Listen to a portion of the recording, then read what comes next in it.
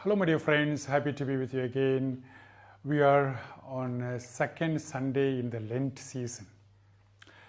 Have you ever climbed on a mountain or a hill for a long time and afterwards you stood on the top of the mountain and did you have an experience of looking down?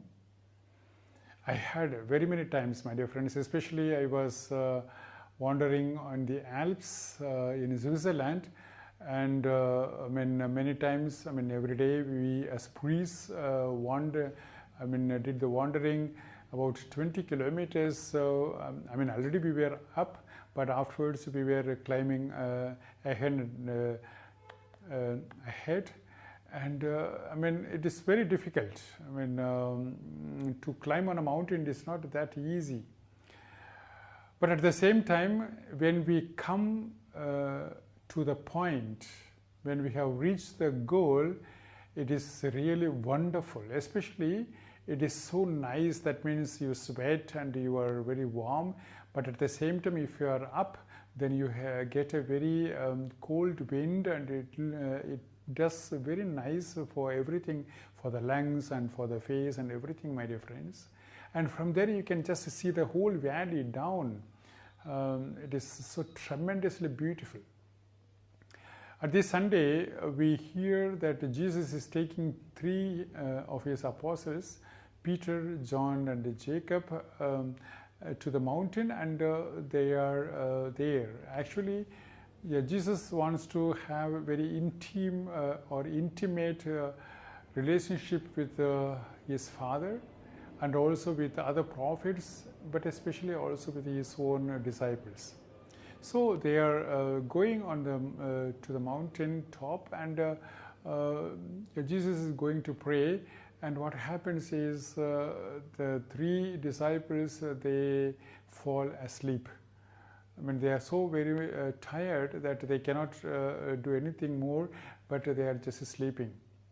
And Jesus is praying, and especially after he is praying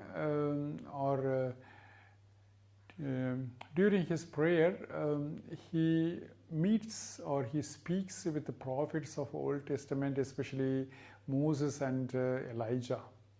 That is a connotation that Jesus is actually bringing the Old Testament to the New Testament. That means in his mission, he is involving all the teachings, all the revelations which God had shown to the people of Israel.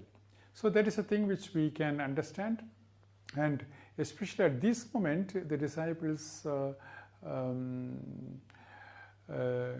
get awake, and they try to see the enormous person of Jesus, and especially he is looking like really God.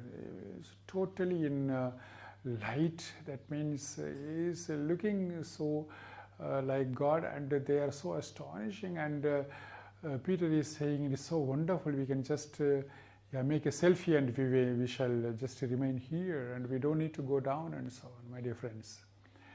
Of course, Jesus is going down, and he is saying, no, the Son of Man has to suffer, and he has to be delivered to the sinners, and he will be killed, and so on. The same thing, my dear friends, or the similar thing we can also see in the Gospel, that Jesus is taking these three, Peter, John and Jacob, to Gethsemane. It's also a kind of a hill near Jerusalem, or on the opposite of Jerusalem, and there also these three are going, especially after Jesus has shared himself as body and blood before his death. Especially here, my dear friends, again we see that the disciples are falling asleep, and they are sleeping, and Jesus is coming and saying that why are you sleeping, and so on. and especially there they get awake when the soldiers come to take Jesus away from them. In the first reading, we can see that Abraham is asked by God, and he has to give offer to, sacrifice to God, and there also Abraham is sleeping. Why am I saying all these things, my dear friends?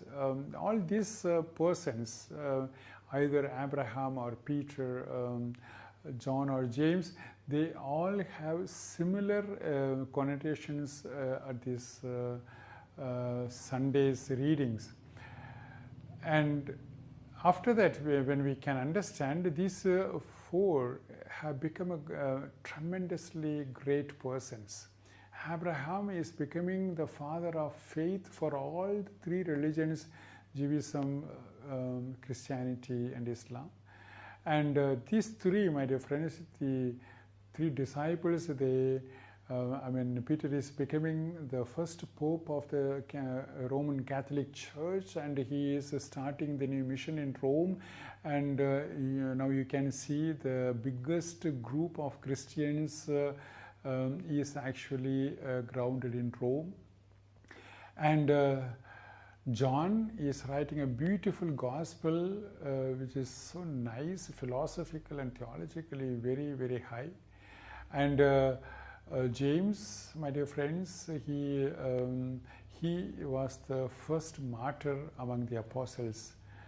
And in all these things we can see, even now James, you can go to Spain. There is Santiago de Compostela, where his cemetery is there, where lakhs and lakhs and people come every year to visit him. There he is giving testimony till today that he was with Jesus.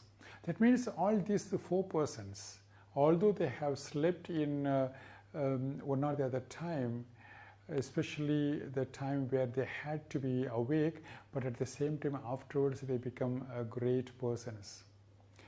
Why am I saying all these things, my dear friends? We as faithful, we are the people of God, we the friends and brothers and sisters of Jesus Christ, we also fall asleep. But this gospel reading and also the first reading demand from us that we should not fall asleep, especially in the correct moment. That is why the Lent season is asking us to fast and pray, so that we are with us, we are actually conscious about God's coming. My dear friends, the Lent season is a great and wonderful gift for all the Christians, and let us make use of it. Let us really see the wonders of God, wonders of Christ in our life, and for that we have to gain so much strength from Jesus, and Jesus is giving so much strength for us. So let us go ahead in the coming week. I wish you all the best, but only thing that please don't fall asleep when God comes. Bye bye, my dear friends.